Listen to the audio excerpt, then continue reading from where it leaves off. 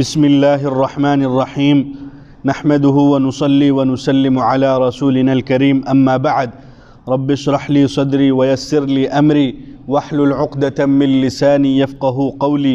رب يسر ولا تعسر وتمم بالخير وبك نستعين يا فتاح رب زدني علما وارزقنا فهما۔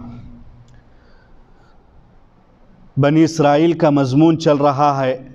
اور اللہ تعالیٰ نے بنی اسرائیل پر جو انعامات کیے ہیں، اللہ تعالیٰ نے سب سے پہلے طور پر ان انعامات کو یاد دلایا۔ پھر اس کے بعد اللہ تعالیٰ نے تفصیلی طور پر اللہ تعالیٰ نے جیسے کہ فرعون سے آزادی، اور اسی طرح بچھڑا بنانے کے بعد اور اس کو بچھڑا اور گوشالہ بنانے کے بعد اس کی عبادت کرنا، پھر اس کے بعد اللہ تعالیٰ کا معاف کرنا، پھر اسی طرح وادی تیہ میں اللہ تعالیٰ کا من اور سلوہ نازل کرنا، اور اسی طرح اللہ تعالیٰ کا پتھر سے پانی جاری کرنا اور بنی اسرائیل کے لیے پانی کا دستیاب ہونا۔ یہ تمام چیزیں اللہ تعالیٰ جو نعمتیں بنی اسرائیل پر ہوئی ہیں، اللہ تعالیٰ نے ان کو ایک ایک کر کے تفصیل کے ساتھ ذکر کیا ہے۔ سب سے بہترین اور سب سے فضیلت کی چیز تو یہی ہے کہ اللہ تعالیٰ نے بنی اسرائیل کو فضیلت عطا فرمائی پچھلی تمام قوموں میں۔ اللہ تعالیٰ نے جتنی بھی قومیں اس وقت دنیا میں آئی ہیں، ابتدا سے لے کر حضرت محمد صلی اللہ علیہ وسلم کی امت تک، اللہ تعالیٰ نے ان تمام امتوں میں اور ان تمام قوموں میں اللہ تعالیٰ نے بنی اسرائیل کو فضیلت بخشی، اور اللہ تعالیٰ نے ان میں انبیاء علیہم السلام، حضرت یعقوب علیہ السلام سے لے کر حضرت عیسیٰ علیہ السلام تک تمام انبیاء اسی میں سے بھیجے، اور اسی طرح پھر اللہ تعالیٰ نے تورات، زبور، انجیل، یہ 3 کتابیں بھی اللہ تعالیٰ نے انہی کے قوم میں اور انہی کے خاندان میں اللہ تعالیٰ نے نازل فرمائی۔ تو ان تمام چیزوں کا تو حق یہی تھا کہ وہ اللہ تعالیٰ کی عبادت کرتے اور حضرت محمد صلی اللہ علیہ وسلم کی فوراً اتباع کرتے، اور آپ صلی اللہ علیہ وسلم کے پیروکار اور آپ کے اصحاب بن جاتے، اور آپ کے مددگار اور آپ کے ناصر اور حامی بن جاتے۔ لیکن انہوں نے اس کے مخالف کیا،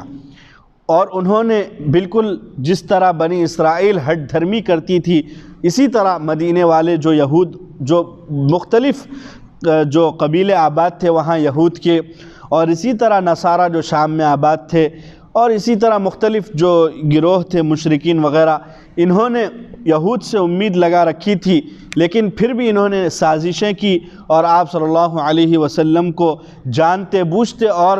مانتے ہوئے بھی، اور ان کے کتابوں میں یہ تمام چیزیں مذکور ہونے کے باوجود انہوں نے آپ صلی اللہ علیہ وسلم کو جھٹلایا۔ چند لوگوں نے یہودیوں میں سے اسلام قبول کیے اور آپ صلی اللہ علیہ وسلم کے صحابیت کے شرف سے اللہ تعالیٰ نے ان کو نوازا، لیکن اکثر لوگ یہی ہے جو بنی اسرائیل کی جو قوم پہلے ناشکری کی، اور اسی طرح انہوں نے بھی اللہ کے نبی صلی اللہ علیہ وسلم کی ناشکری اور اسی طرح آپ صلی اللہ علیہ وسلم کا انکار کر بیٹھے۔ تو اللہ تعالیٰ نے پچھلی آیات میں اللہ تعالیٰ نے انعامات ذکر کیا ہے۔ اب اس آیت سے، یعنی اس آیت سے وَإِذْ قُلْتُمْ يَا مُوسَى لَن نَّصْبِرَ عَلَىٰ طَعَامٍ، یہاں سے اللہ تعالیٰ ان کی شرارتوں کو ذکر فرما رہا ہے کہ اللہ تعالیٰ نے تو یہ نعمتیں اللہ تعالیٰ نے برسائی تو ہے ان کے اوپر، یہ تمام نعمتوں کا ایک ہی نعمت کافی ہے انسان کے لیے کہ اللہ وہ گنوا دے کہ ہم نے یہ نعمت کی، تو وہ ایک نعمت کے ذریعے وہ آپ صلی اللہ علیہ وسلم کی اتباع اور اللہ پر کامل یقین اور اللہ کی مان لے۔ لیکن ان تمام نعمتوں کو یاد دلا کر بھی ان کے لیے کچھ زیادہ فائدہ نہیں ہوا۔ پھر اللہ تعالیٰ کلام کے رخ کو بدل کر ان کی شرارتوں کو ذکر فرما رہے ہیں، تاکہ یہ شرارتیں ان کو اپنی خباثت اور اسی طرح اپنے اندرون معاملے کو درست کرنے کا ایک موقع دے سکے، اور یہ شرارتوں کو وہ سن کر اپنے اندر ایک پشیمانی اور اسی طرح اپنے اندر جو انہوں نے ان کے خاندان نے جو بھی غلطیاں کی ہیں اس پر نادم اور شرمندگی کا اظہار کرے، اور فوراً توحید باری تعالی اور آپ صلی اللہ علیہ وسلم کی اتباع کر دے۔ لیکن انہوں نے پھر بھی ان تمام نعمتوں کو اور ان تمام چیزوں کو وہ جھٹلائے اور پس پردہ ڈال کر پھر اللہ کے نبی صلی اللہ علیہ وسلم کے پے در پہ ہو گئے۔ تو اس آیت کا سب سے پہلے ترجمہ سن لیجیے۔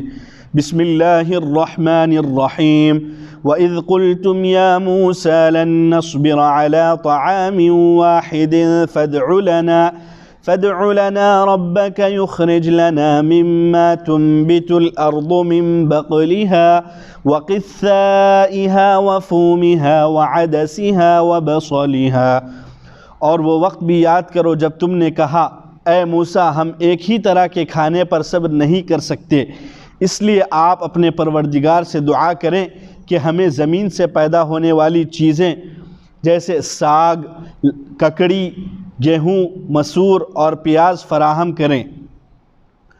قال اتستبدلون الذي هو ادنى بالذي هو خیر۔ موسیٰ نے کہا کیا تم بہتر چیز کے بدلے معمولی چیز لینا چاہتے ہو؟ اگر یہی اصرار ہے اہبطوا مصرا فإن لكم ما سألتم، اگر یہی اصرار ہے تو کسی شہر میں اتر جاؤ کہ تم کو تمہاری مطلوبہ چیزیں جو تم چاہ رہے ہیں وہ چیزیں مل جائیں۔ وَضُرِبَتْ عَلَيْهِمُ الذِّلَّةُ وَالْمَسْكَنَةُ وَبَاءُوا بِغَضَبٍ مِّنَ اللَّهِ، ان جسارتوں کی وجہ سے ان پر ذلت پستی مسلط کر دی گئی اور وہ غضب الہی کے مستحق ہو گئے۔ ذَلِكَ بِأَنَّهُمْ كَانُوا يَكْفُرُونَ بِآيَاتِ اللَّهِ وَيَقْتُلُونَ النَّبِيِّينَ بِغَيْرِ الْحَقِّ، یہ اس لیے کہ وہ احکام خداوندی کا انکار کرتے تھے اور انبیاء کو ناحق قتل کر دیتے تھے۔ ذَلِكَ بِمَا عَصَوْا وَكَانُوا يَعْتَدُونَ، اور اس لیے کہ وہ نافرمانی کرتے تھے اور اللہ تعالیٰ کی قائم کی ہوئی حدود سے بار بار نکل جاتے تھے۔ ان الذين آمنوا والذين هادوا والنصارى والصابئين من آمن بالله واليوم الآخر وعمل صالحا فلهم أجرهم عند ربهم، بے شک مسلمان اور وہ یہودی، نصارہ اور صابی جو اللہ اور آخرت پر ایمان رکھتے تھے اور عمل صالح کرتے تھے ان کے رب کے پاس ان کا اجر ہے۔ وَلَا خَوْفٌ عَلَيْهِمْ وَلَا هُمْ يَحْزَنُونَ، نہ ان کے لیے اندیشہ ہے اور نہ وہ غم سے دوچار ہوں گے۔ وَإِذْ أَخَذْنَا مِيثَاقَكُمْ وَرَفَعْنَا فَوْقَكُمُ الطُّورَ، اور وہ وقت یاد کرو جب ہم نے تم سے مضبوط عہد لیا تھا اور تمہارے اوپر طور کو اٹھا لیا تھا۔ خُذُوا مَا آتَيْنَاكُمْ بِقُوَّةٍ وَاذْكُرُوا مَا فِيهِ لَعَلَّكُمْ تَتَّقُونَ، اور جو کتاب ہم نے دی اس کو مضبوطی سے تھام لو اور جو احکام اس میں درج ہیں ان کو یاد رکھو تاکہ تمہارے اندر تقوی پیدا ہو جائے۔ ثُمَّ تَوَلَّيْتُم مِّن بَعْدِ ذَلِكَ، پھر تم اس قول و قرار کے بعد بھی اپنے عہد سے پھر گئے۔ فَلَوْلَا فَضْلُ اللَّهِ عَلَيْكُمْ وَرَحْمَتُهُ لَكُنْتُم مِّنَ الْخَاسِرِينَ، تو اگر تم پر اللہ کا فضل اور اس کی رحمت نہ ہوتی تو تم یقیناً تباہ و برباد ہو گئے ہوتے۔ وَلَقَدْ عَلِمْتُمُ الَّذِينَ اعْتَدَوْا مِنْكُمْ فِي السَّبْتِ فَقُلْنَا لَهُمْ كُونُوا قِرَدَةً خَاسِئِينَ، اور تم میں سے جن لوگوں نے ہفتے کے دن کے بارے میں زیادتی کی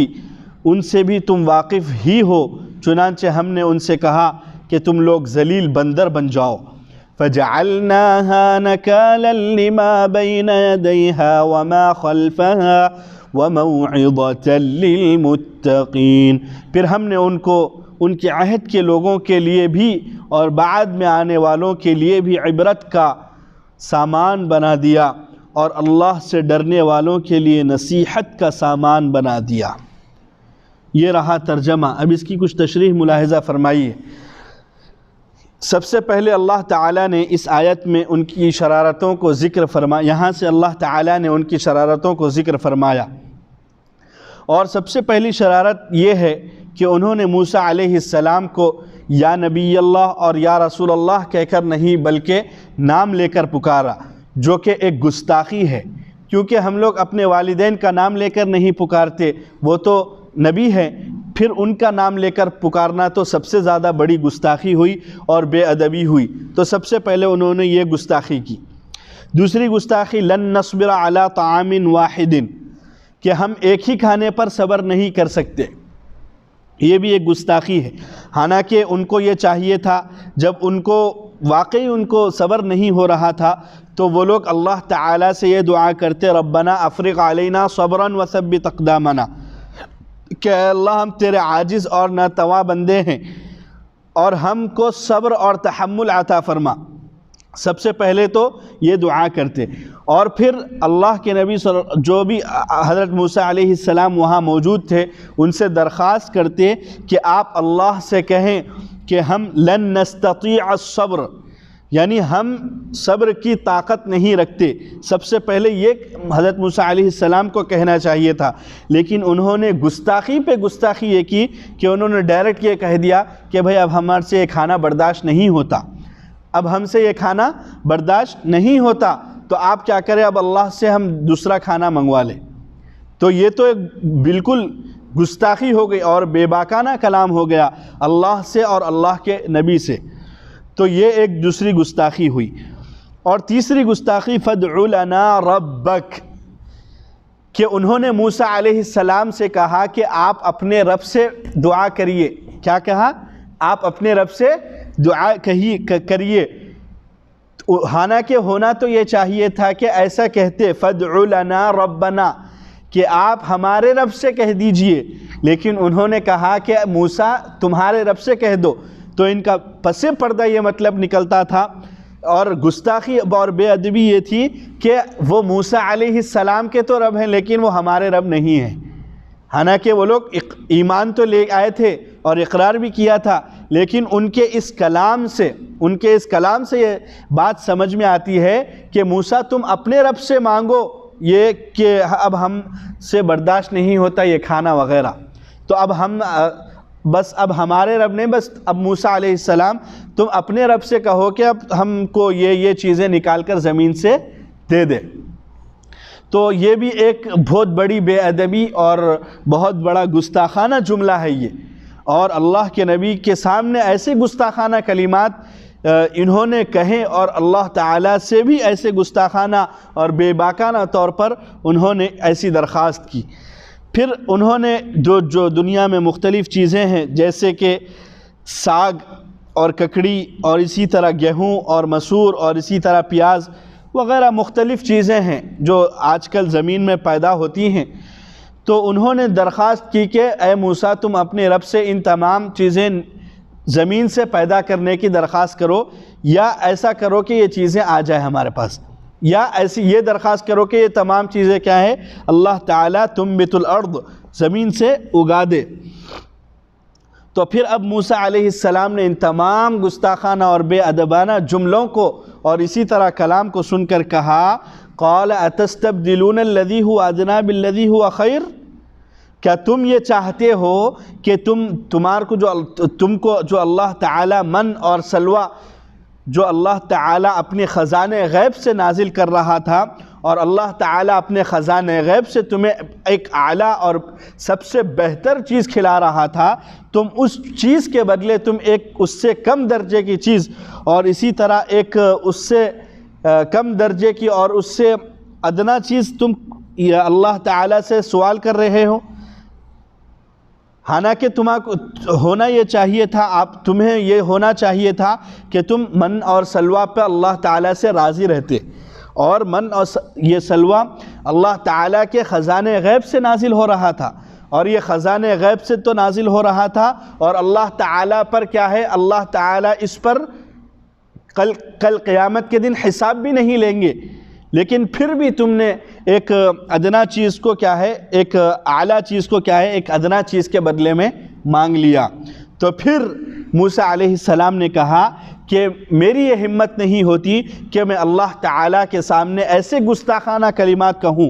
اور اللہ تعالیٰ کے سامنے ایک اعلیٰ چیز کے بدلے ایک ادنا چیز کو طلب کروں. اگر تم کو یہ چیزوں کی ضرورت ہو تو تم کوئی بھی گاؤں میں اتر جاؤ، اہبطوا مصرن، کہ تم کوئی بھی شہر میں اتر جاؤ. تو مفسرین کا خیال یہ ہے کہ وادی تیہ میں ایک میدان میں جو وادی تیہ جو ایک میدان تھا، اس میں ایک شہر تھا جہاں اللہ تعالیٰ کے نبی موسیٰ علیہ السلام نے کہا کہ تم یہاں چلے جاؤ، یہ تمام چیزیں کیا ہیں یہاں مارکیٹ میں دستیاب ہیں۔ اہبطوا مصرا، کہ تم شہر کی طرف اتر جاؤ، چلے جاؤ۔ یہاں ایک لفظ ہے اہبطوا۔ اہبطوا کے معنی کیا ہے؟ ہبط یہبط، بلندی سے پستی کی طرف اترنا۔ جیسے کہ ہم لوگ سفر سے واپس آتے ہیں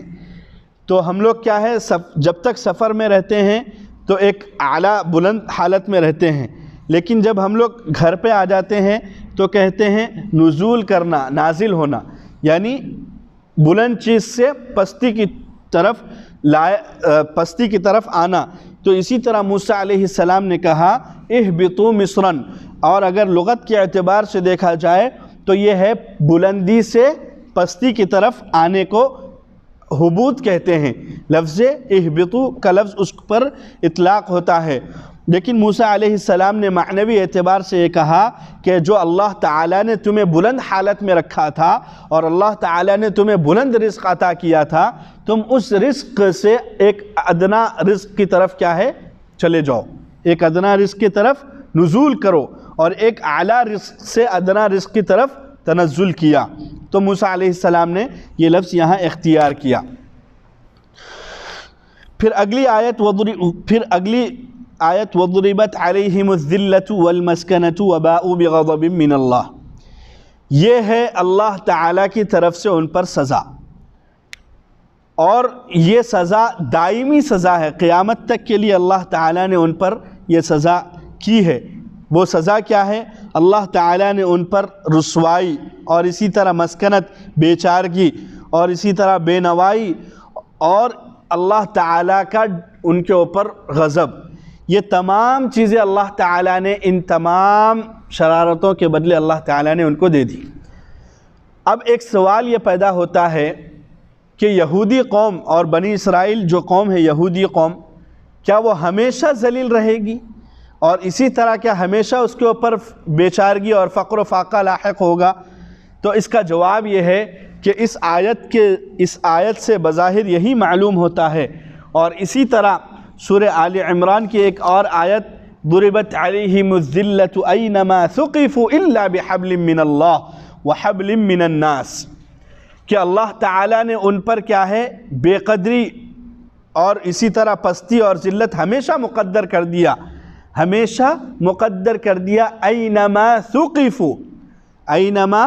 ثقفوا، جہاں کہیں وہ جائیں گے ان کے ساتھ یہ ذلت اور مسکنت اور اسی طرح رسوائی اور بے چارگی یہ بھی ان کے ساتھ جائے گی، مگر اللہ تعالیٰ نے دو حالتوں کا یہاں استثناء فرمایا ہے، دو حالتوں کو الگ کیا ہے۔ ایک وہ یہ کہ وہ اللہ کی رسی کو پکڑ لے،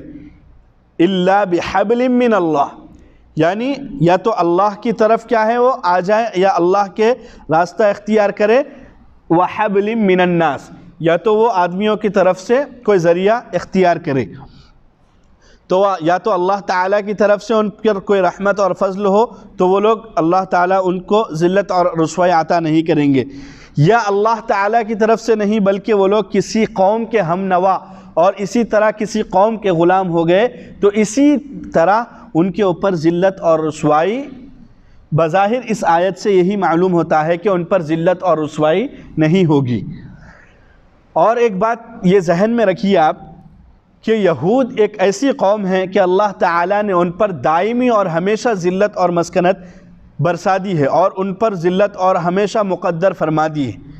اور جس کسی کے پاس وہ جائیں گے اور جو بھی ان کی بات مانے گا وہ بھی ان کی طرح ہو جائے گا، اور اسی طرح اس پر بھی ذلت اور رسوائی اور بے چارگی نازل اللہ تعالیٰ کی طرف سے ہو جائے گی۔ لیکن بظاہر آج ہم اس معاشرے پر نظر ڈالتے ہیں اور ہم اس ماحول کو دیکھتے ہیں تو بظاہر یہی معلوم ہوتا ہے کہ یہودی آج مسلمانوں سے کافی عروج پر ہیں اور مسلمانوں سے زیادہ ترقی میں ہیں، حالانکہ اللہ تعالیٰ تو ارشاد فرما رہے ہیں وَضُرِبَتْ عَلَيْهِمُ الذِّلَّةُ وَالْمَسْكَنَةُ اور دوسری سورہ آل عمران کی آیت وَضُرِبَتْ عَلَيْهِمُ الذِّلَّةُ وَالْمَسْكَنَةُ أَيْنَمَا ثُقِفُوا إِلَّا بِحَبْلٍ مِّنَ اللَّهِ کہ بظاہر ان آیتوں کے خلاف آج ہم ماحول کو دیکھ رہے ہیں کہ یہود اور عیسائی وغیرہ جو بھی قوم ہیں یہ ترقی کر رہی ہے اور کافی متمدن قوم قرار دی جاتی ہے، لیکن حقیقت میں اس کا جواب یہی ہے کہ یہ لوگ یہودی جو ہیں وہ نصارہ کے تحت اپنے آپ کو ترقی میں سمجھ رہے ہیں، کیونکہ جیسے کہ آج کل کا معاملہ فلسطین کا معاملہ ہے،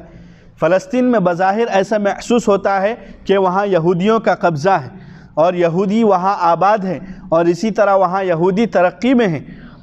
لیکن اگر ہم غور سے دیکھیں اور حالات کو غور سے پڑھیں اور ہم گوگل پر سرچ کر اس کی تفصیل اور اس کی ڈیٹیل میں جائیں تو یہی معلوم ہوتا ہے کہ یہ ایک معاہدہ ہے نصارہ کے ساتھ، یہ ایک معاہدہ ہے امریکہ، یونان اور اسی طرح یورپین کنٹریز سے، یہ ایک معاہدہ ہے کہ ہم تم کو فلسطین دیں گے، بدلے میں تم اپنی غلامی ہمیں سونپ دو۔ تو وہ لوگ آج بھی امریکہ، برطانیہ اور اسی طرح یورپین کنٹریز کے، جس کو یورپین کنٹریز کہا جاتا ہے اور امریکہ اور برطانیہ جس کو کہا جاتا ہے، آج وہ لوگ اس کے غلام ہیں۔ اور اسرائیلی ریاست جو قائم کی گئی ہے وہ اسرائیلی ریاست مسلم ریاستوں کے اور اسی طرح مسلم جو ملک ہیں ان کے درمیان ایک بیخ کنی اور اسی طرح ان کے درمیان ایک شگاف پیدا کرنے اور اسی طرح ان کے درمیان ایک آڑ پیدا کرنے کے لیے اسرائیل کی ریاست کو قائم کیا گیا ہے۔ آپ اگر دیکھا جائے تو فلسطین اور اسی طرح ادھر کے ممالک اور اسی طرح عرب کے ممالک وغیرہ دو بھی سائڈ اگر ہم دیکھیں گے تو اس کے سینٹر میں اسرائیل ہے، جس سے بظاہر یہی معلوم ہوتا ہے کہ وہ لوگ مسلمانوں کو کمزور کرنے اور اسی طرح مسلمانوں کو بلندی اور ترقی سے کم کرنے اور ان کے پاور کو ختم کرنے کے لیے اپنی ایک اسرائیلی ریاست وہاں قائم کیے ہیں، جو بظاہر اس سے یہی معلوم ہوتا ہے کہ مسلمانوں کو کمزور کیا جائے۔ لیکن پھر بھی وہ لوگ نصارہ اور اسی طرح امریکہ اور اسی طرح برطانیہ اور یورپین کنٹریز کے وہ لوگ غلام ہیں، اور یورپین کنٹریز اور امریکہ وغیرہ کی نظر میں یہ لوگ ایک غلام سے زیادہ حیثیت نہیں رکھتے ہیں۔ تو یہ اللہ تعالیٰ کی جو پیشن گوئی ہے وَضُرِبَتْ عَلَيْهِمُ الذِّلَّةُ وَالْمَسْكَنَةُ اور اسی طرح دوسری سورہ آل عمران کی آیت، یہ آیت بظاہر 100% صحیح ہے۔ آج بظاہر ان کو کسی ایک پوائنٹ پہ بظاہر فلسطین پہ ان کو قبضہ حاصل ہو گیا ہو، لیکن پوری دنیا کے مقابلے میں اگر ہم فلسطین کو دیکھیں گے تو وہ بالکل ایک پوائنٹ سے زیادہ نہیں ہے۔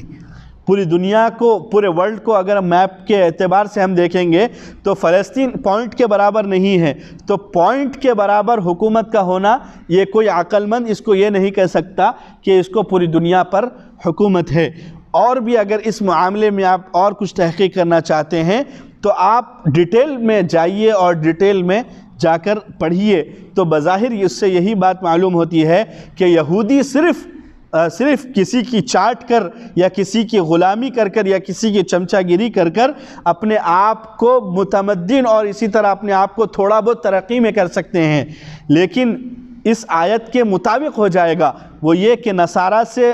چمچہ گیری کر اور نصارہ کا سہارا لے کر کیا ہے وہ کچھ ترقی حاصل کر لے، جو اس آیت میں سورہ آل عمران کی آیت میں اللہ تعالیٰ نے فرمایا کہ وہ حبل من الناس، یعنی لوگوں کا کوئی ایک ذریعہ وہ اپنا کر کیا ہے وہ ترقی میں کچھ آ سکتے ہیں۔ تو اللہ تعالیٰ کی آیت بظاہر 100% صحیح ہے، اور یہ اللہ تعالیٰ نے ان پر ذلت اور اسی طرح مسکنت، بیچارگی اور رسوائی اللہ تعالیٰ نے ان پر کیوں مسلط کی، اس کی وجہ اللہ تعالیٰ بیان فرما رہے ہیں ذَلِكَ بِأَنَّهُمْ كَانُوا يَكْفُرُونَ بِآيَاتِ اللَّهِ، کہ وہ لوگ اللہ کی آیات کو جھٹلاتے تھے، اتنے آیات، اتنے انعامات اللہ تعالیٰ نے نازل فرمائے، اتنے انعامات کیے، ان تمام انعامات کے باوجود وہ لوگ کیا ہے، اللہ کی آیتوں کو یکفرون بآیات اللہ، اللہ تعالیٰ کی آیتوں کو جھٹلاتے اور ان کی ناشکری کرتے۔ اور دوسری سب سے بڑی سزا، دوسری بڑی اہم وجہ یہ ہے کہ وَيَقْتُلُونَ النَّبِيِّينَ بِغَيْرِ الْحَقِّ، جو لوگ ان کو اللہ کی طرف بلاتے اور جس کے خاندان سے وہ لوگ ہیں اور جو اللہ کے پیغمبر ہیں اور قاصد ہیں اور وہ اللہ تعالیٰ کے مبعوث کیے ہوئے نبی ہیں، ان کو کیا ہے، ناحق قتل کرتے، ان کو ناحق قتل کرتے اور ان کو مارتے اور ان کی نافرمانی کرتے اور ان کو تکلیف دیتے اور ان کو ایذائیں پہنچاتے۔ تو یہ اس وجہ سے اللہ تعالیٰ نے ان پر کیا ہے، ہمیشہ سے ہمیشہ ان کے اوپر اللہ تعالیٰ نے ذلت اور مسکنت کو ان کا مقدر بنا دیا۔ یہاں ایک لفظ ہے یقتلون النبیین بغیر الحق، بغیر الحق ہے، تو اس سے بظاہر یہی معلوم ہوتا ہے کہ انبیاء کا قتل ناحق ہی ہوا ہے۔ اس کا مفہوم مخالف یہ نکل سکتا ہے کہ ہو سکتا ہے کبھی کبھی انبیاء کا قتل کیا ہے، حق کے طور پر بھی ہو، کیا ہے، حق کے طور پر بھی ہو، لیکن اس سے بظاہر یہ مفہوم غلط ہے، کیونکہ اللہ تعالیٰ نے یہاں جو بغیر الحق کا جو لفظ استعمال فرمایا ہے وہ محض تاکید کے لیے ہے۔ مقصد اللہ تعالیٰ کا یہاں بتانا یہ مقصد نہیں ہے کہ ایک تو ہوتا ہے حق اور ایک ہوتا ہے ناحق، بلکہ مقصد یہ بتانا نہیں ہے اللہ کا، بلکہ محض اللہ تعالیٰ کا مقصد کیا ہے، تاکید کو بیان کرنا ہے کہ یہ لوگ اللہ تعالیٰ کے انبیاء کو بغیر حق کے، ناحق اللہ تعالیٰ کے انبیاء کو قتل کرتے، جیسے کہ اللہ تعالیٰ فرما رہا ہے دوسری آیت میں رب احکم بالحق، یعنی اے پروردگار حق کے مطابق حکم دیجئے۔ تو ایسا یہ اس کا دوسرا ایک رخ یہ بھی نکل سکتا ہے کہ اللہ تعالیٰ ناحق بھی فیصلہ کرتا ہے، نہیں، بلکہ اللہ تعالیٰ محض تاکید کے لیے کیا لفظ استعمال فرما رہا ہے، رب احکم بالحق، رب احکم بالحق۔ تو یہاں بغیر الحق سے ایک یہ بھی معنی مراد لیا جا سکتا ہے کہ سوائے ظلم اور تعدی اور سوائے جور و ستم اور سوائے سرکشی کے کوئی اور وجہ ان کے پاس انبیاء علیہم السلام کے قتل کی نہیں تھی۔ وَيَقْتُلُونَ النَّبِيِّينَ بِغَيْرِ الْحَقِّ ذَلِكَ بِمَا عَصَوْا وَكَانُوا يَعْتَدُونَ، اور ایک اور وجہ یہ ہے کہ وہ لوگ اللہ کے احکامات کے کیا ہے، حدود کو قائم نہیں رکھتے تھے، وہ لوگ حدود کو قائم نہیں رکھتے بلکہ حدود سے تجاوز کرتے اور اللہ کے حدود کو پامال کرتے، اس وجہ سے اللہ تعالیٰ نے ان پر یہ سزا مسلط فرمائی۔ اور ایک ضابطہ یہ یاد رکھیے، حضرت عبداللہ بن عباس اور اسی طرح حضرت حسن بصری رحمۃ اللہ علیہ فرماتے ہیں کہ جن پیغمبروں کو اللہ تعالیٰ شانہ نے کافروں سے جہاد اور قتال کا حکم دیا، اللہ تعالیٰ نے ہمیشہ ان کے مقابلے میں، یعنی کافروں اور اسی طرح فاسقوں کے مقابلے میں اللہ تعالیٰ نے اپنے انبیاء کو اور اپنے رسولوں کو کیا ہے، اللہ تعالیٰ نے ترقی اور نصرت عطا فرمائی، جیسے کہ سورہ مؤمن کی آیت ہے اِنَّا لَنَنْصُرُ رُسُلَنَا، کہ ہم اپنے رسولوں کی مدد کریں گے۔ اور اسی طرح آپ صلی اللہ علیہ وسلم کا قول صدق اللہ وعدہ نصر عبدہ ہزم الاحزاب وحدہ انجز وعدہ، کہ اپنے انبیاء علیہم السلام، اس سے بظاہر یہی معلوم ہوتا ہے کہ اللہ تعالیٰ اپنے رسولوں کی کیا ہے، مدد کرتے ہیں، لیکن یہ اس وقت ہے جب اللہ تعالیٰ خود حکم دے کہ تم مشرکین سے اور اسی طرح کفار سے کیا ہے، مقابلہ کرو، جہاد کرو، قتال کرو۔ لیکن جن لوگوں کو اللہ تعالیٰ نے حکم نہیں دیا جہاد کا، ان سے اللہ تعالیٰ نے مدد کا کوئی وعدہ بھی نہیں کیا۔ اللہ تعالیٰ اگر چاہے تو ان کو کیا ہے، ان کو شہادت عطا فرمائے اور ان کے درجات کو بلند فرمائے اور ان کو عزت اور وجاہت میں اور اسی طرح اللہ تعالیٰ کے قریب ہونے کے درجات میں اللہ تعالیٰ کیا ہے، اضافہ فرمائے۔ تو بظاہر یہی معلوم ہوتا ہے کہ جن نبیوں کو اللہ تعالیٰ نے حکم دیا کفار اور منافقین اور اسی طرح کفار سے مقابلہ کرنے، تو ان کے مقابلے میں اللہ تعالیٰ اپنے نبیوں کی مدد ضرور کرتا ہے، کیونکہ ایسا نہیں ہو سکتا کہ اللہ تعالیٰ تو حکم دے اپنے نبیوں کو جہاد کا اور اسی طرح قتال کا، اور اللہ تعالیٰ ان کی مدد نہ کرے، یہ بظاہر اللہ تعالیٰ کی شان کے خلاف ہے۔ وَلِلَّهِ الْعِزَّةُ وَلِرَسُولِهِ وَلِلْمُؤْمِنِينَ وَلَكِنَّ الْمُنَافِقِينَ لَا يَفْقَهُونَ۔ اب اگلی آیت ہے اِنَّ الَّذِينَ آمَنُوا وَالَّذِينَ هَادُوا۔ اب اس میں اِنَّ الَّذِينَ آمَنُوا یعنی جو لوگ مسلمان ہوئے اور جو لوگ یہودی ہوئے اور جو لوگ ایمان والے ہیں اور یہودی ہے اور نصارہ ہے اور صابئین ہیں، یہ لوگ اگر اللہ پر ایمان لائیں اور یوم آخرت پر یقین رکھیں اور نیک اعمال کریں تو ان کے لیے بہترین بدلہ ہے۔ اب اس آیت میں سب سے پہلی چیز ہے الذین آمنوا، تو اب ایمان جو لوگ لا چکے ہیں ان سے ایمان لانے کا کیا مطالبہ ہے اور اس کا کیا مطلب ہے؟ تو بظاہر یہ مطلب ہے کہ جو لوگ منافقین ہیں اور جو لوگ بظاہر صرف زبان سے کلمہ ادا کیے ہیں، ان سے کہا جا رہا ہے کہ تم اللہ پر یقین کامل رکھو اور دل سے، صدق دل سے کیا ہے، ایمان لاؤ۔ اس سے تو یہ بات سمجھ میں آتی ہے کہ صدق دل سے ایمان لائیں گے اور پھر اللہ تعالیٰ پر صدق دل سے آخرت پر یقین کریں گے اور اللہ پر ایمان لائیں گے تو ان کے لیے کیا ہے، بہترین ٹھکانہ ہے۔ اور پھر یہ تو رہا ایمان والوں کے سلسلے میں۔ دوسرا یہودی، کیونکہ یہودیوں سے بھی اللہ تعالیٰ مخاطب ہیں، ان کو کہہ رہا ہے کہ وہ بھی اللہ تعالیٰ پر اور آخرت کے دن پر ایمان لائیں۔ اور ایک اور لفظ کا اللہ تعالیٰ نے یہاں ایک اور فرقے کو متوجہ کیا ہے، وہ ہے صابئین، وہ ہے صابئین۔ اب امام راضی رحمۃ اللہ علیہ اس کے متعلق مفسرین کے متعدد اقوال نقل کرتے ہیں کہ یہ کون سا مذہب ہے، یہ کون سا مذہب ہے۔ سب سے پہلا قول، ایک مفسرین میں سے سب سے پہلا قول ہے حضرت مجاہد اور اسی طرح حضرت حسن بصری، وہ فرماتے ہیں کہ یہ فرقہ یہود اور نصارہ سے مل کر بنا ہے۔ یہ یہود اور یہ فرقہ ایک قوم کیا ہے، یہودیت اور مجوسیت سے مل کر کیا ہے، یہ فرقہ تیار ہوا ہے۔ دوسرا قول ہے حضرت قتادہ کا، وہ یہ فرماتے ہیں کہ یہ قوم جو ہے، یہ فرقہ جو ہے فرشتوں کی عبادت کرتا ہے اور سورج کی طرف منہ کر کے 5 وقت کی نمازیں پڑھتا ہے۔ اور تیسرا قول ہے صابئین کے متعلق، یعنی صابئی کس کو کہا جاتا ہے، وہ یہ کہ یہ فرقے کے عقیدہ یہ ہے کہ وہ ستاروں کی عبادت کرتے ہیں، وہ ستاروں کی عبادت کرتے ہیں۔ امام راضی رحمۃ اللہ علیہ فرماتے ہیں یہی صحیح سے زیادہ مناسبت رکھتا ہے۔ اور اس فرقے کے 2 عقیدے ہیں۔ سب سے پہلے یہ کہ اللہ تعالیٰ، سب سے پہلا عقیدہ تو یہ ہے کہ خالق عالم یعنی تمام عالم کو پیدا کرنے والا تو اللہ تعالیٰ ہی ہے، لیکن اللہ تعالیٰ نے حکم دیا ہے کہ ان ستاروں کی بھی تعظیم کی جائے، ان ستاروں کی تعظیم کی جائے۔ نمبر 2، دوسرا عقیدہ یہ ہے کہ اللہ تعالیٰ نے افلاک کو اور اسی طرح فضاؤں کو، ستاروں کو پیدا کیا، پھر تمام عالم کے خیر اور شر، صحت اور مرض کے مدبر یہی کیا ہے، ستارے ہیں۔ ان کے 2 عقیدے ہو گئے۔ ایک تو یہ کہ اللہ تعالیٰ نے ان تمام چیزوں کو پیدا کیا، یعنی فضا کو، آسمانوں کو، تمام چیزوں کو کیا ہے، اللہ تعالیٰ نے پیدا کیا، اور اسی طرح اللہ تعالیٰ نے ستاروں کو بھی پیدا کیا۔ دوسرا عقیدہ یہ ہے کہ یہ جو ستارے نظر آ رہے ہیں اور یہ جو کواکب نظر آ رہے ہیں،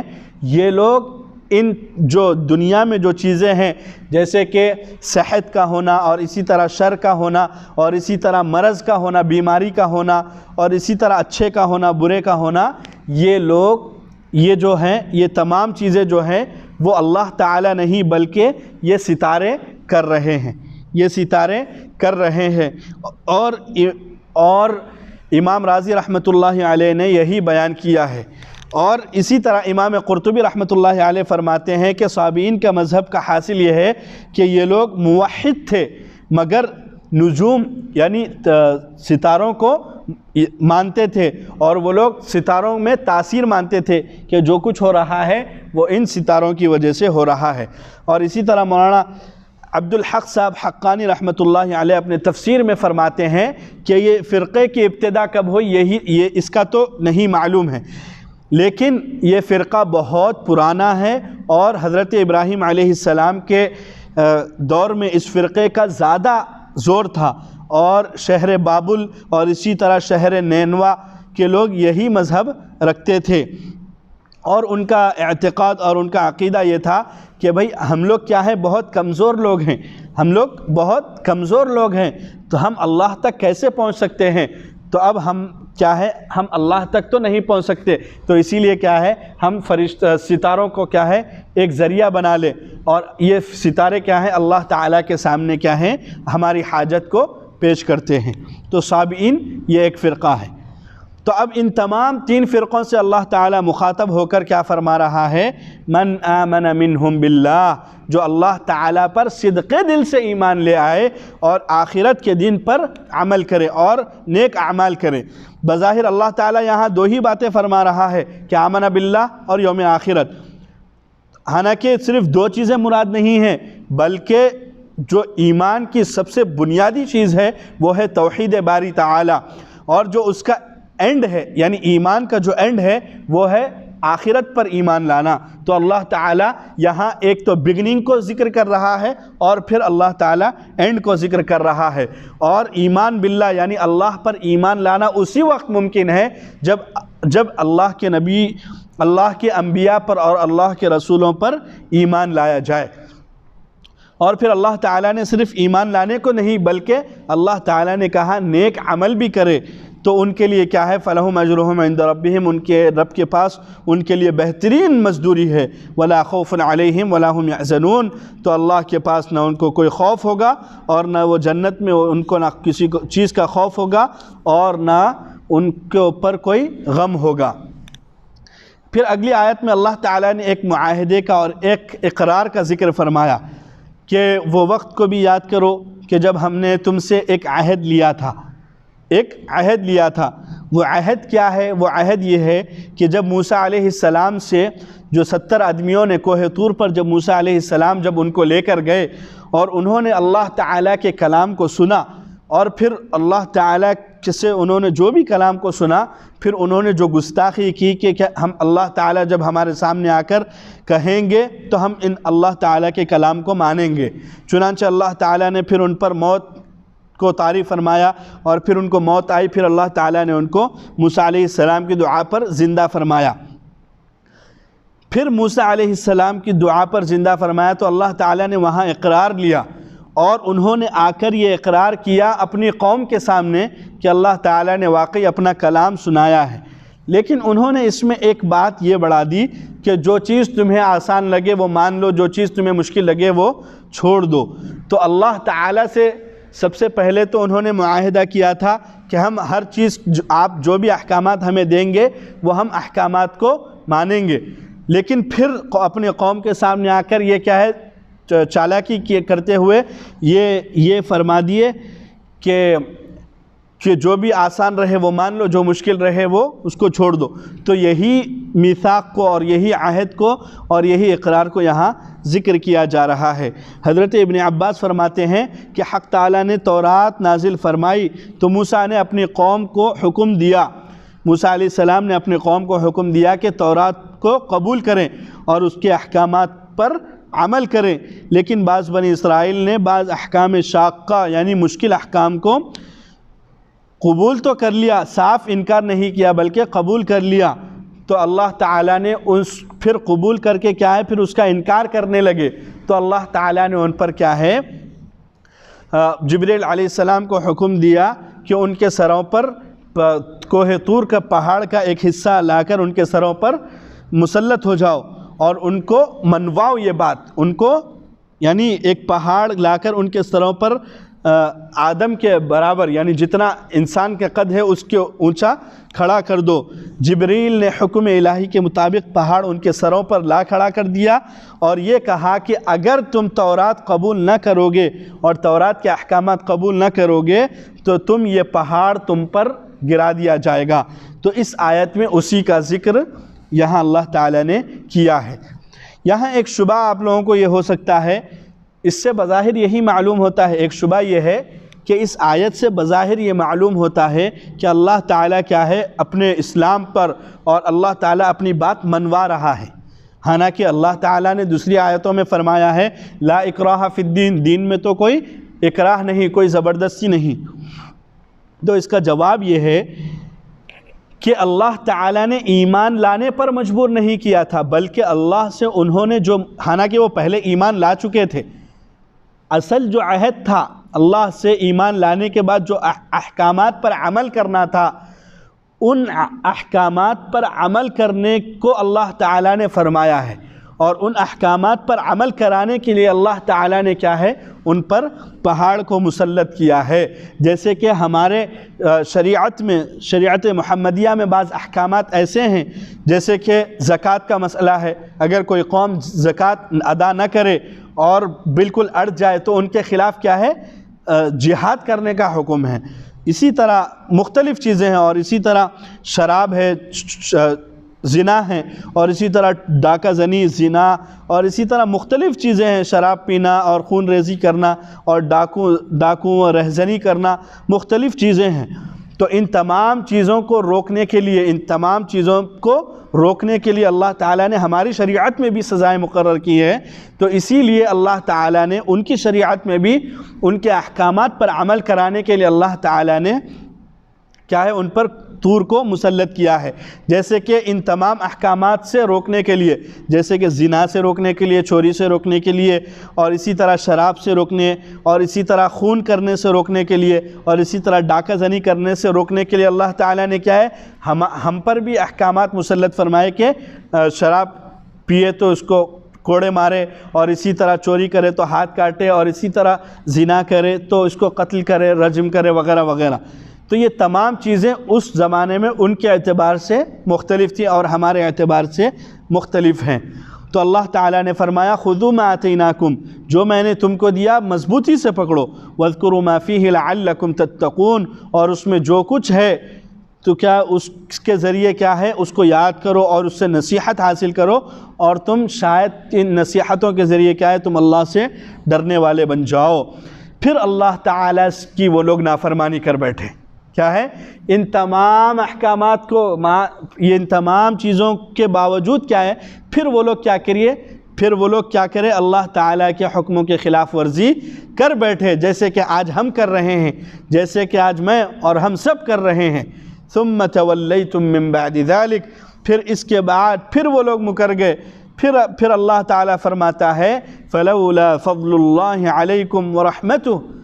فلولا فضل اللہ علیکم ورحمتہ، کہ واہ میرے آقا تو کیا بڑا کریم ہے، کیا اللہ کیا رحیم اور کیا کریم ہے، کہ اللہ تعالیٰ پھر یاد دلا رہا ہے کہ فلولا فضل اللہ علیکم ورحمتہ، اگر اللہ کا فضل تم پر نہ ہوتا اور اللہ کی رحمت تم پر نہ ہوتی تو تم خسارہ اٹھانے والوں میں سے ہو جاتے ہو۔ ان تمام چیزوں کو ذکر فرما کر پھر اللہ تعالیٰ فرما رہا ہے پھر وہ لوگ نافرمانی کی طرف چلے گئے۔ جیسے کہ آج ہم تمام قرآنی احکامات کو، جیسے کہ خود میں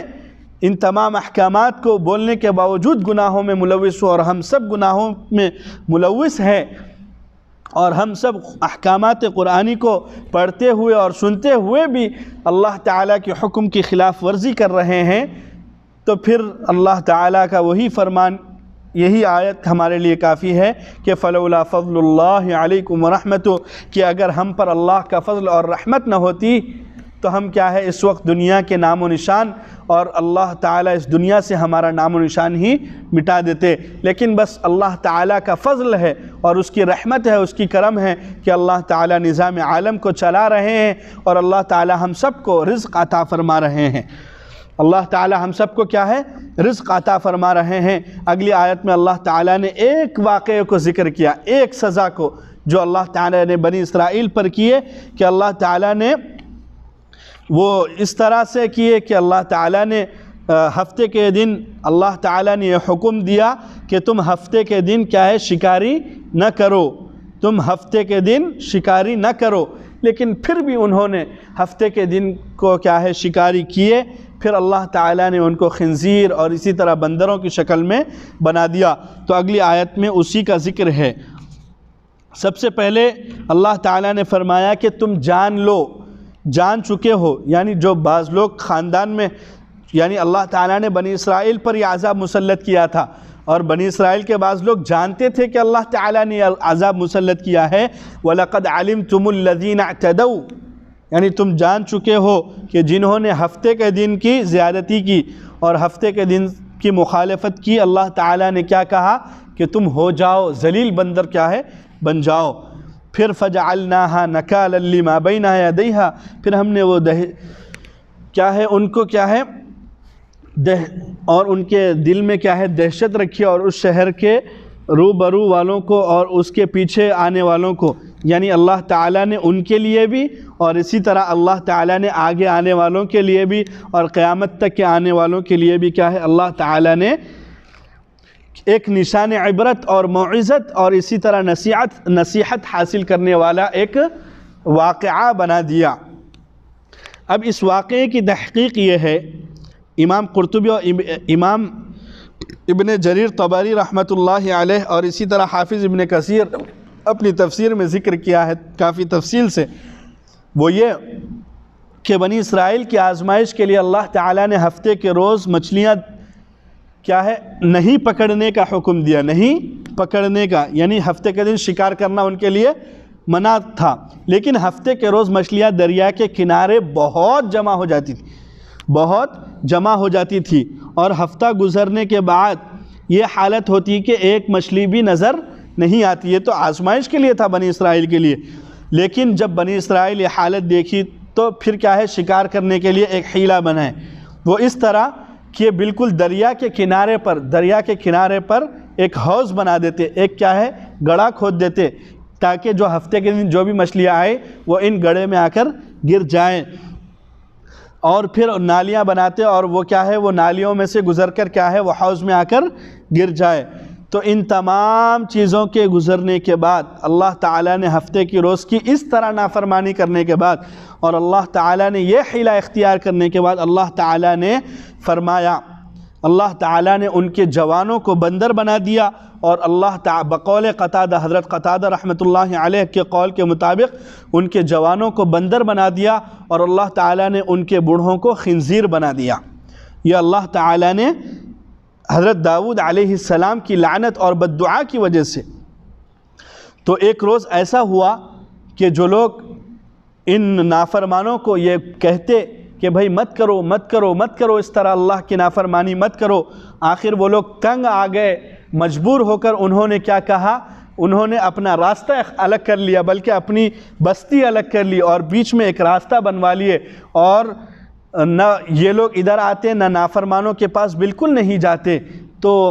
جو فرما بردار لوگ تھے اور جنہوں نے اللہ تعالیٰ کی فرما برداری کی اور نافرمانوں کو روکا، تو انہوں نے کیا ہے فرما بردار لوگوں نے ایک دن محسوس کیا کہ جو نافرمان لوگ ہیں ان کی بستی سے آواز نہیں آ رہی ہے، بالکل آواز نہیں آ رہی ہے۔ تو دروازہ کھول کر دیکھا اور ان کے بستی میں جا کر دیکھا تو بالکل سناٹا چھایا ہوا ہے۔ تو انہوں نے جب ان کے گھروں کا دروازہ کھولا تو ان کے گھروں میں سے اللہ تعالی ہمارے حفاظت فرمائے، امت مسلمہ کی حفاظت فرمائے کہ اللہ تعالی نے ان کو بندر اور خنزیر بنا دیا تھا۔ تو پھر وہ لوگ قریب آ کر، جو فرما بردار لوگ تھے وہ لوگ قریب آ کر یہ کہتے تھے کیا ہم نے تم کو نہیں روکا تھا کہ کاش تم اللہ تعالیٰ کے احکامات پر عمل کر لیتے تو آج ایسا نہیں ہوتا۔ تو اس سے بظاہر یہی معلوم ہوتا ہے کہ اللہ تعالیٰ نے قرآن اور حدیث اور اسی طرح آثار صحابہ اور تابعین سے یہی بات اور اسی طرح اجماع امت سے یہی بات ثابت ہوتی ہے کہ اللہ تعالیٰ نے ان کو بندر ہی بنایا تھا۔ اللہ تعالیٰ نے ان کو حقیقی طور پر ان کے چہرے کو بندروں جیسا بنایا تھا کہ بظاہر جسم تو انسان کا تھا لیکن چہرہ کیا ہے وہ اللہ تعالیٰ نے بندر کا بنایا تھا۔ تو یہ تمام چیزیں آثار صحابہ اور اسی طرح قرآن و سنت سے ثابت ہیں۔ اور ایک بات یہ ہے کہ آج کل ہمارے زمانے میں مشہور تھا اور اسی طرح آپ صلی اللہ علیہ وسلم کے زمانے میں مشہور تھا کہ جو بندروں کو دیکھ کر کہتے کہ یہ وہی بنی اسرائیل کے بندر ہیں جو اللہ تعالیٰ نے سزا کے طور پر ان کو بندر بنایا ہے اور ان کی نسل سے کیا ہے یہ بندر چل رہے ہیں۔ تو صحیح مسلم کی روایت ہے، حضرت عبداللہ بن مسعود رضی اللہ عنہ راوی ہے اس حدیث کے، وہ فرماتے ہیں کہ رسول اللہ صلی اللہ علیہ وسلم کے سامنے بھی لوگوں نے اسی خیال کو ظاہر فرمایا، یعنی یہی کہا کہ یہ جو نسل ہے، جو بندروں کی نسل ہے، یہ کیا ہے اسی قوم سے ہے جو یعنی جو بنی اسرائیل میں جو لوگ بندر ہوئے تھے۔ تو آپ صلی اللہ علیہ وسلم نے ارشاد فرمایا، سنیے اس ارشاد کو، آپ صلی اللہ علیہ وسلم نے ارشاد فرمایا کہ اللہ تعالیٰ نے، آپ نے فرمایا کہ اللہ تعالیٰ جب کسی قوم میں مسخ صورت یعنی صورت بدلنے کا عذاب نازل کرتے ہیں تو ان کی نسل نہیں چلتی بلکہ چند روز میں ہلاک ہو کر ختم ہو جاتی ہے۔ پھر آپ صلی اللہ علیہ وسلم نے فرمایا بندر اور خنزیر دنیا میں پہلے سے بھی موجود ہیں اور آج بھی موجود ہیں اور ہمیشہ موجود رہیں گے۔ اور اسی طرح حضرت عباس رضی اللہ عنہ کے حوالے سے ایک حدیث ملاحظہ فرما لیجئے، وہ یہ کہ اللہ تعالی جب کسی قوم میں عذاب نازل فرماتا ہے اور جب ان کی صورت کو بدل دیتا ہے خنزیر اور اسی طرح بندر میں، تو اللہ تعالیٰ 3 دن سے زیادہ ان کو زندہ نہیں رکھتا، 3 دن سے زیادہ اللہ تعالیٰ ان کو اس دھرتی پہ نہیں رکھتا اور ان کو زندہ نہیں رکھتا، بلکہ 3 دن کے بعد ان کو سزائے عبرت کے طور پر اللہ تعالیٰ موت دیتے ہیں۔ تو بظاہر ان 2 احادیث سے یہی ثابت ہوتا ہے کہ آج کل جو بندر وغیرہ ہے یہ بنی اسرائیل کی نسل سے نہیں بلکہ یہ اللہ تعالیٰ کی مخلوق اور حیوانات میں سے ہیں، یہ ان بندروں میں سے اور ان جو اللہ تعالیٰ نے بنی اسرائیل پر جو سزا نازل فرمائی ان میں سے یہ لوگ نہیں ہیں۔ اور اسی طرح اللہ تعالیٰ نے بنی اسرائیل پر جو عذاب نازل فرمایا اس کی 3 صورتیں ہو سکتی ہیں بظاہر، مسخ یعنی حقیقت کا بدل جانا، یہ 3 مسخ جس کو کہتے ہیں مسخ یعنی بدل جانا کبھی حقیقی طور پر ہوتا ہے، جیسے کہ گوشت کا پتھر ہو جانا جیسے کہ بعض احادیث سے ثابت ہے، اور اسی طرح صورت کا مسخ ہو جانا یعنی بدل جانا، جیسے کہ اس واقعے میں ہوا کہ اللہ تعالیٰ نے صورتوں کو بدل دیا، جسم تو جیسے کہ ویسے تھے لیکن صورتوں کو اللہ تعالیٰ نے بدل دیا۔ اور تیسرا یہ ہے کہ دل کا بدل جانا، مسخ معنوی جس کو کہا جاتا ہے کہ نفس کا بدل جانا، اور اسی طرح جیسے کہ قناعت کے بدلے حرص آ جانا، اور اسی طرح فہم و فراست کے بدلے سفاہت آ جانا، اور اسی طرح کیا ہے تواضع کے بدلے کیا ہے اکڑپن تکبر آ جانا، اور اسی طرح اللہ کے راستے میں خرچ کرنے کے بجائے کیا ہے بخل آ جانا۔ یہ تمام چیزیں بھی اس وقت اللہ کے عذابوں میں سے ایک عذاب ہے، جیسے کہ اللہ تعالیٰ نے دوسری آیتوں میں جیسے کمثل الکلب اور اسی طرح کمثل الحمار یحمل اسفارا اور اسی طرح فمثلہ کمثل الکلب وغیرہ مختلف چیزوں میں اللہ تعالیٰ نے بیان فرمایا ہے۔ تو اللہ تعالیٰ نے بنی اسرائیل پر بہت سے انعامات کیے ہیں اور اللہ تعالیٰ کے ان انعامات کی قدردانی انہوں نے نہیں کی، پھر اللہ تعالیٰ نے پھر اپنے فضل و کرم سے ان پر عذاب کو نازل نہیں فرمایا، اور اللہ تعالیٰ نے عذاب کو نازل فرمایا بھی تو اس وقت کہ جب انہوں نے اللہ کے احکام کے خلاف بالکل سر عام اللہ تعالیٰ کے احکام کے خلاف انہوں نے نافرمانی کی، تو اللہ تعالیٰ نے ان کو کیا ہے ایک عذاب یہ دیا کہ ان کو بندر اور خنزیر بنا دیا۔ بنی اسرائیل کے وہ تمام جرائم اور اسی طرح بنی اسرائیل کے تمام